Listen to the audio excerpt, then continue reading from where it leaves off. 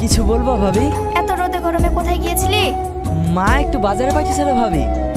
আহারে, রোদে গরমে ঘেমে কি হয়ে গেছিস? আপন মা হলে এ রোদে গরমে বাজারে পাঠাতে পারতো। যা তাড়াতাড়ি বাড়ি যা। ঠিকই বলেছো ভাবি, নিজের মেয়েকে আগলে রাখবে আর সতীনের ছেলেটাকে গরুর মতো খাটাবে।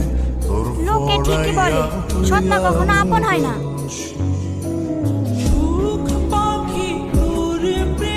মা। চলে এসেছিস বাপ? হ্যাঁ, না বাজার।